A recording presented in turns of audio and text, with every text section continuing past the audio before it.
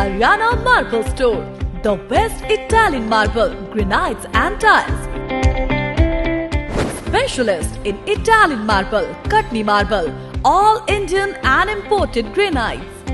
Haryana Marble Store, Marble Market, Sarangpur, Chandigarh. For more information, call 9888 636 9988188801. पार्षद है पूनम, उनके husband कुछ दिन पहले मुझे फ़ोन करके अपने घर बुलाया और कहने लगे कि अगर 25 सेक्टर के अंदर आपने रहना है और काम करना है तो उसके एवज में आपको 3 लाख रुपए देने पड़ेंगे। अगर 3 लाख रुपए नहीं दिए तो मैं 25 सेक्टर के अंदर आपको रहने नहीं दूंगा और आप पे अनगिनत पर्चे दर्ज कराऊंगा। पहले भी एक बार 2012 में मुझे झूठे केस में फंसा चुके हैं। ये संतोष नाम की लेडीज बैठी हुई है, इसको 4.5 लाख रुपए लिए बलविंदर ने, इस पे 4.5 लाख रुपए लेके 2265 मकान दे दिया। कौन होता सर वो देने वाला? इस वक्त हमारे साथ मौजूद हैं पूर्व शिवसेना नेता बलविंदर मलिक, जिन्होंने वार्ड आम आदमी पार्टी पार्षद पूनम के पति पर कई गंभीर आरोप लगाकर यहाँ पर प्रेस वार्ता की है।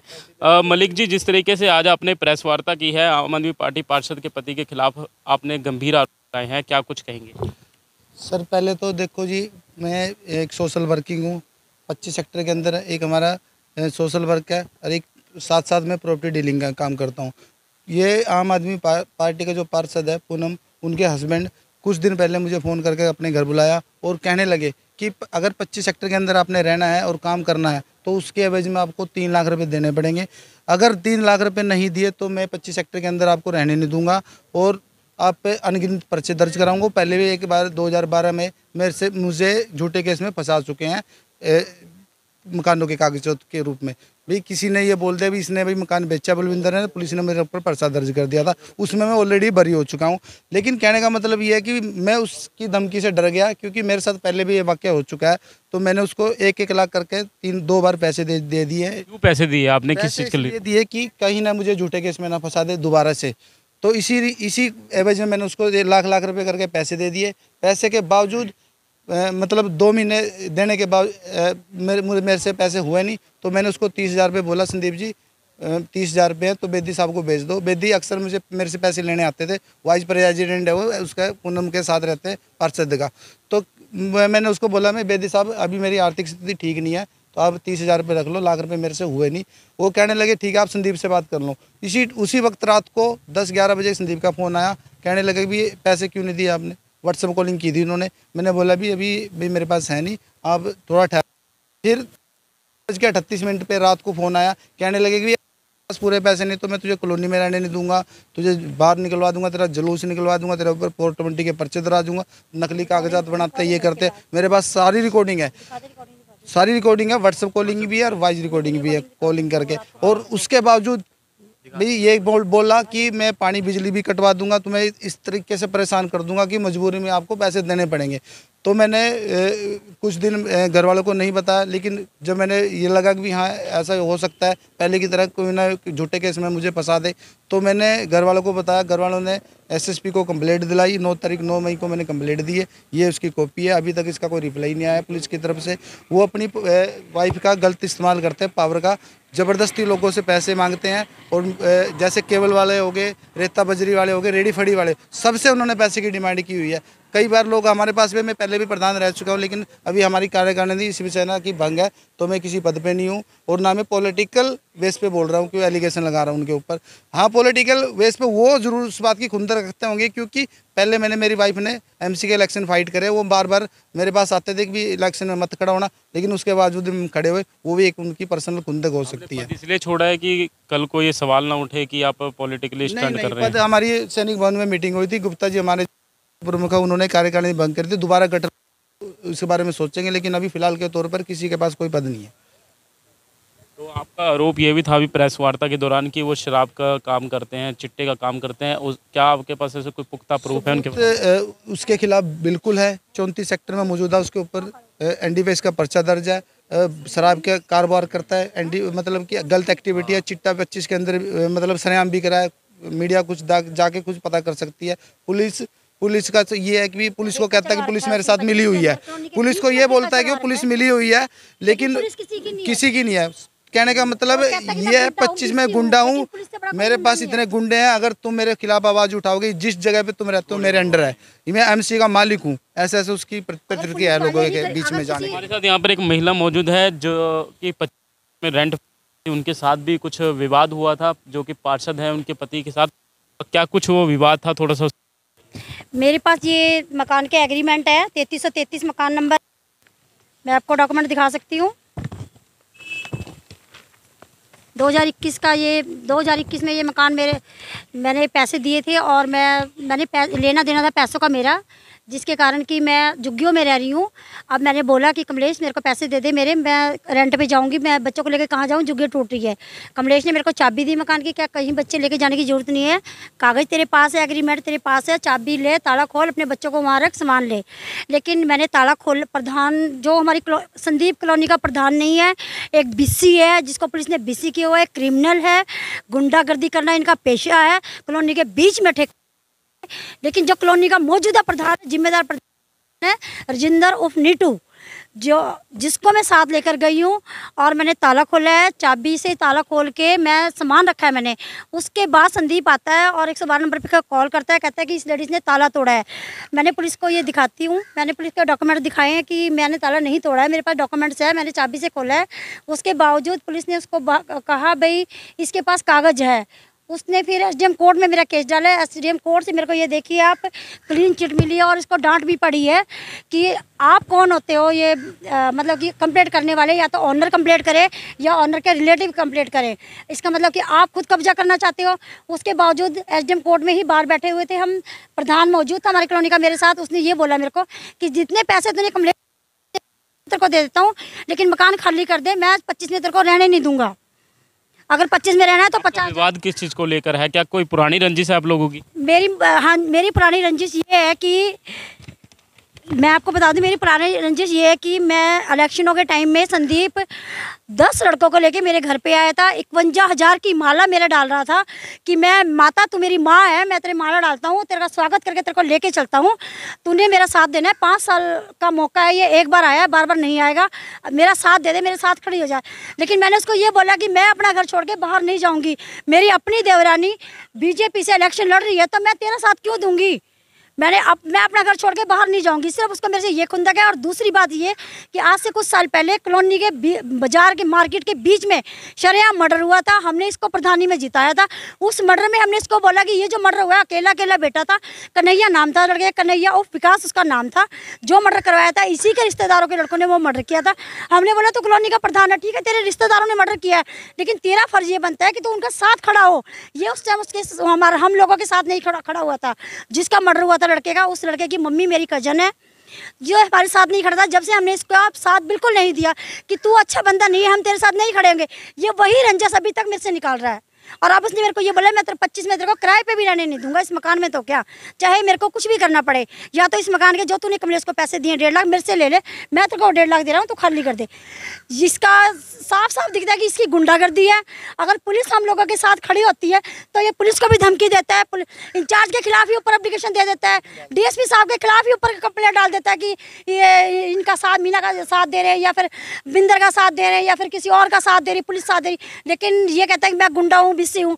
पुलिस से बड़ा कोई गुंडा नहीं है, और पुलिस सबके साथ है, कानून सबके लिए बना हुआ है। जी आज आपका प्रेस वार्ता करने का क्या उद्देश्य था, क्या कुछ कार्रवाई की मांग कर रहे हैं आप? क्या हम चाहते हैं कि भी इस पे सख्त से सख्त कार्रवाई हो। जो एक पुलिस रिकॉर्ड में बीसी है, पूनम पार्षद है जो वार्ड नंबर 16 से आम आदमी पार्टी का है, उनको इसी हमने सारे सबूत मीडिया के सामने रखे, इस सबूतों को देखते हुए इस्तीफा दे देना चाहिए और इसको खुद पुलिस के हवाले कर देना चाहिए।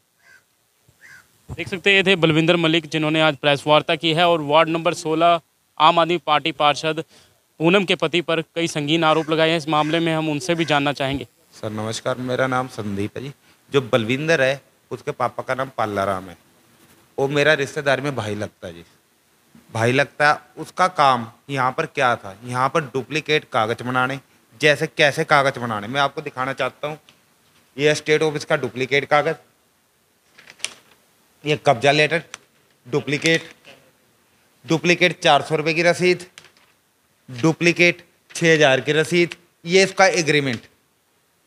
लोगों को बेवकूफ़ बना के सर, हमारे यहाँ पे बहुत गरीब लोग हैं, पढ़े लिखे नहीं है, उनको ये क्या करता है, डुप्लीकेट उनकी फ़ोटो लेता है, डुप्लीकेट कागज़ बना देता है, उनको 3-3, 4-4 लाख का मकान बेच देता है। सर आप मुझे एक चीज़ बताइए, जो डीसी साहब ने मकान अलाट ही नहीं करे, जो यहाँ खाली पड़े हैं, ये गरीब लोगों को 3 लाख का मकान बेचता है और 5 लाख रुपए गरीब लोग बनाने में लगा देते हैं, जो कि वो डुप्लीकेट है हर चीज़। उसको ये बोल लगा ये अपना 2 नंबर का धंधा बंद कर दे, जिस वजह से उस मेरे तक मतलब खफा हो के मैंने दबका मारा, उसे बोला भाई ये गलत काम मैं नहीं होने दूंगा। जिस रिगार्डिंग हमने डीसी साहब को कंप्लेंट दी है, एसएसपी साहब को एरिया पार्षद कंप्लेंट दे के आई है सर, ठीक है ना, जिस रिगार्डिंग होके वो मेरे खिलाफ कर रहा है।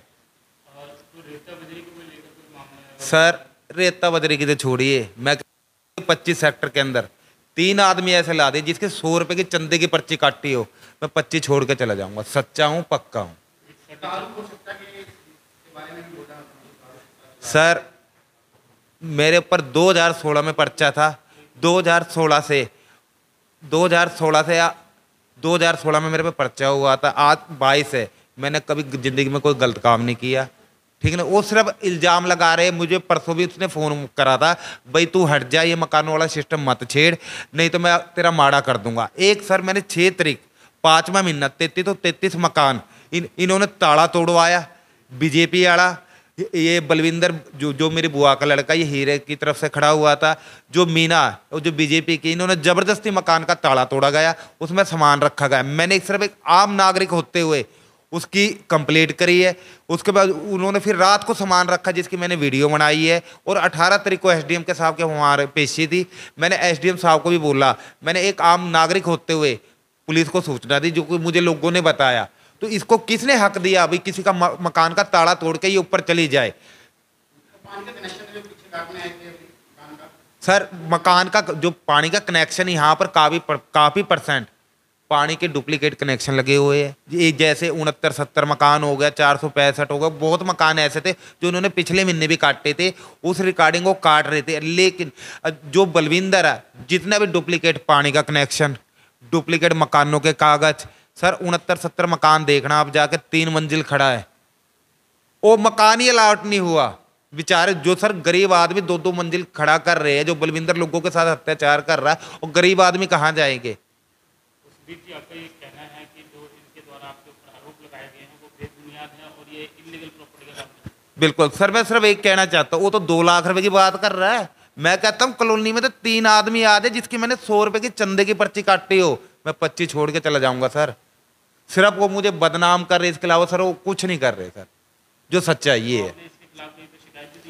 नहीं सर, हमने मकानों के रिकॉर्डिंग अपने डीसी साहब को, जो इसका मकान है 458 459 इसका मकान डुप्लीकेट है, 459 मकान इसका डुप्लीकेट है, किसी के नाम अलाट नहीं हुआ। सर मैं आपको दिखाना चाहता हूँ, ये देख लीजिए, ये संतोष नाम की लेडीज बैठी हुई है, इसको 4.5 लाख रुपए लिए बलविंदर ने, इस पे 4.5 लाख रुपए लेके 2265 मकान दे दिया। कौन होता सर वो देने वाला? ये देखिए, क्योंकि लोग पढ़े लिखे नहीं है, समझदार नहीं है, कुछ नहीं है, 4.5 लाख रुपए ले लिए सर उस पर। सब फेक सब डुप्लीकेट। आप संतोष से पूछ सकते हो। मेरा नाम संतोष है भाई। हाँ जी, ये ना ये कागज है जो हमने मकान लिया था, ये मकान लिया था हमने, ये हमने बलविंदर पे निकलवाया था, बलविंदर पे निकलवाया था। उसने पहले दूसरे कागज बना कर दिए थे। ये 25 में रहते हैं हमारे पास। क्या काम करते हैं? और ये तो नहीं, उन्होंने मेरे से पहले पता था हमने कि भी वैसे भाई के दोस्त है, तो अभी मेरे को बैंड कहता है। कितने पैसे दिए मेरे से? ये जितना ये रेडीमेड लगा रखा 4.5 लाख रुपया का, तो ये 4.5 लाख रुपया का मैंने लिया था। ये 1 साल हो गया। 2265। वो उसका ये इसका मदन लाल का है। हाँ जी। नहीं, मदन लाल के कागज किसी और के पास हैं, तो ये कागज मेरे को ये बना कर दे दिए उसने।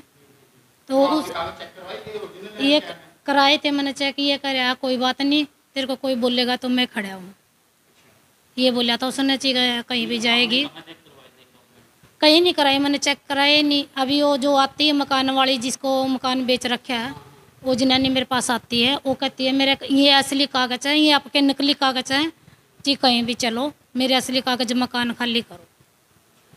तो मकान खाली मैंने बोल दिया था, भाई मकान खाली करवा रही है, वो कह रहा कोई बात नहीं मकान खाली करा रही, तू टेंशन ना कर, मैं खड़ा हूँ तेरे साथ, ठीक है। तो उसने बोला कि मैंने बोला भाई मेरे को फिर भी तू इतना करे ना, मेरे को पैसे दे दो, मैं अपना मकान नहीं ले रही। पैसे देने के ना क्या कर रहा, कभी इतना थोड़े थोड़े करके दिए थे, मैं थोड़े थोड़े करके दूंगा, ऐसे बोला उसने मेरे। चंडीगढ़ से कैमरामैन रवि यादव के साथ Ajit Kumar Jha. Mahalakshmi Real Estate and Property Consultant deals in all types of property, residential, commercial and luxury. Contact Ramkumar Chaudhary 700-954-5981. Deals in plots, koti, commercial plot and toller service. Office Govind Bihar Dapar, Mohali, Punjab. Mahalakshmi Real Estate and Property Consultant.